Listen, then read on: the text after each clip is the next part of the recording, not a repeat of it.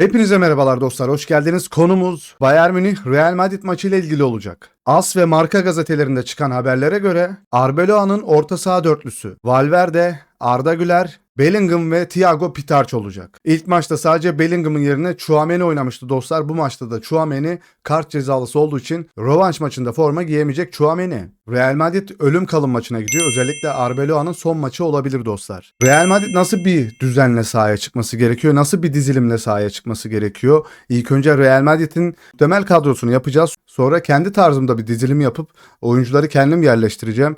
Ve bu şekilde de bir kadro oluşturacağız. Bakalım nasıl bir şey yapacağız. Ben de merakla bekliyorum. Ve başlamadan önce de sizlere sorayım dostlar. Sizce Real Madrid nasıl bir oyun tarzı benimsemeli? Ve Real Madrid Allianz Arena cehenneminden çıkabilecek mi?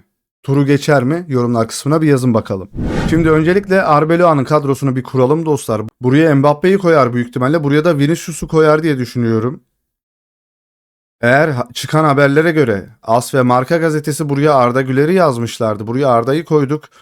Yanına Pitarch'ı koyar büyük ihtimalle. Çıkan haberlere göre yapıyoruz. Bellingham ve Valverde bu şekilde bir orta saha dörtlüsü yapacaklardır.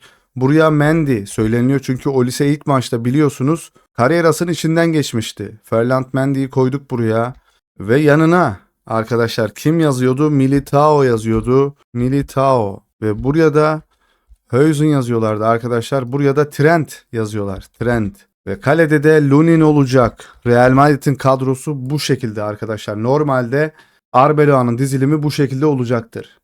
Peki bu dizilimde eksik yönler nelerdir? Yani muhtemel kadro bu arkadaşlar. Hani benim yapacağım kadroyla bir alakası yok. En eksik yönü olarak Thiago Pitarch'ın kesinlikle ilk maçta olduğu performansını gördükten sonra bu maçta kesinlikle kadroya bile girmemesi gerekiyorken buraya Kamavinga'yı alabilirlerdi. Öncelikle burayı bir eleştireyim.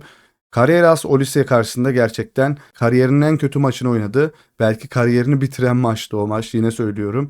Mendy'yi deneyeceklerdir. Mendy oynar burada. Bellingham, Arda Güler birlikte oynamak zorundalar. Bu maçta mecburlar ve iyi oynamak zorundalar.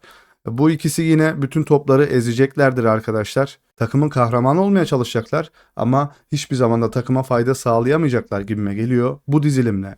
Peki gerçekçi olarak biz neler yapabiliriz? Ona bir bakalım dostlar. Bir defa ben ilk önce şu dizilimi bir değiştiririm dostlar. 4-3-3'e dönerim ben burada. 4-3-3 sistemine dönerim abi. Burada 4-3-3'te Vinicius'u buraya alırım.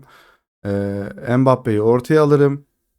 Gerçekten istediğim kadroysa eğer bu arkadaşı çıkartırım. Yani şeye göre yapıyorum. Bir de Brahim'in de defansif yönü bilmiyorum arkadaşlar. Hadi Brahim'i buraya alalım. Arda'yı 10 numaraya çekerim abi. Ve Arda'nın arkasına bu ikisini koyarım. Bu çok atak bir dizilim olur tabii ki de. Buraya da Rüdiger'i çekerim bu arada. Rüdiger tam bu maçların adamı. Yani kaçırmaması gerekiyor. Carvalho olabilir. Ben de Mendy'yi denerdim burada.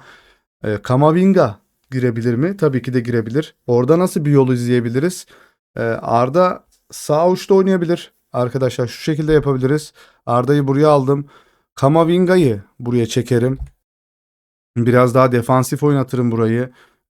Böyle de olabilir, yani şu şekilde de olabilir. Bellingham'ı 10 numara zaten hep oynuyor. Alabiliriz. Bu ikisi burada 6 numara ve ön libero pozisyonda oynayabilirler. Bu şekilde de oynanabilir. Arda burada iyi bir performans da gösterebilir ama Arda'yı burada düşünmüyorlar arkadaşlar.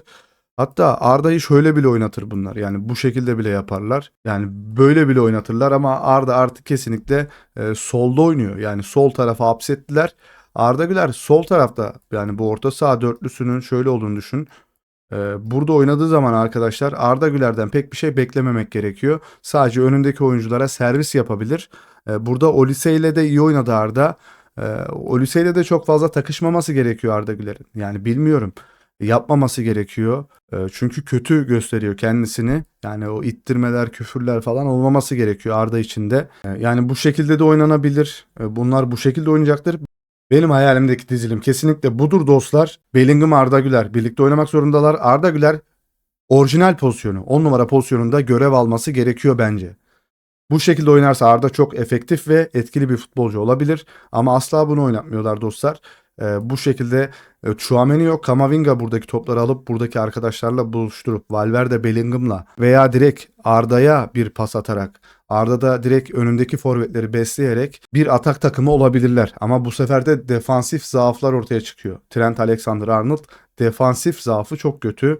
Militao, Rüdiger uzun zamandır birlikte oynamıyorlar. Militao zaten yeni döndü. Kamavinga'nın buraya desteği çok önemli. Bellingham'ın savunmaya, Valverde'nin savunmaya desteği çok önemli buralarda.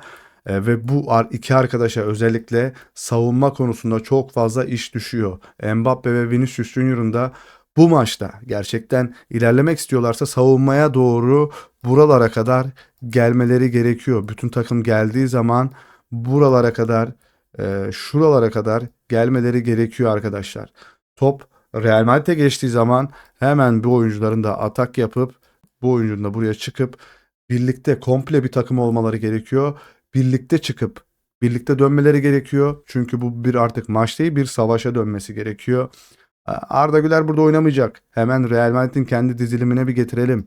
Real Madrid'in kendi dizilimiyle nasıl oynamaları gerekiyor? Yani bu dizilimde Arda Güler'in Olise'yi durdurmada yardımcı olması gerekiyor. Mendy'ye ilk maçta çok güzel yaptı bunu ve buradan inanılmaz toplar alıp ileriye doğru paslar atarak Arda Güler burada güzel bir maestroluk yapmıştı. Ama o kadar da konuşulmamıştı Arda Güler'in performansı.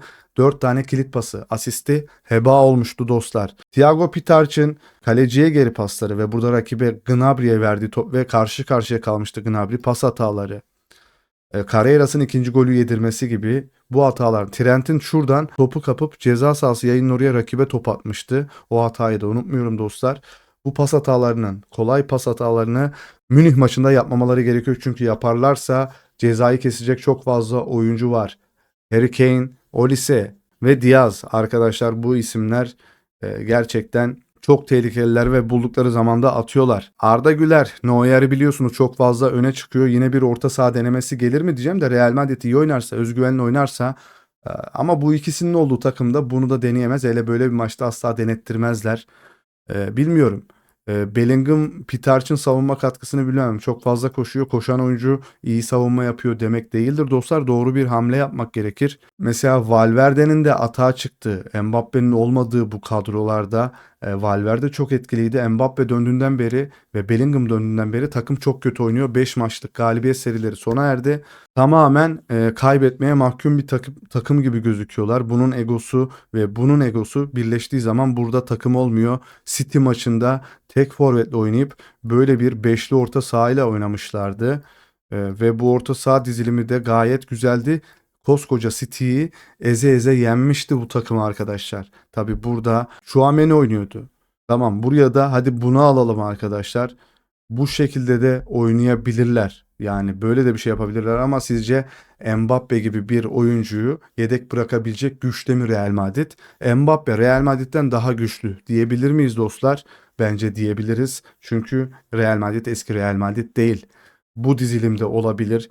Bilmiyorum, siz benim düşüncelerime katılır mısınız? Siz nasıl bir kadro yapardınız? İlk 11'inizi yazarsanız yorumlar kısmına hepsini okuyacağım dostlar.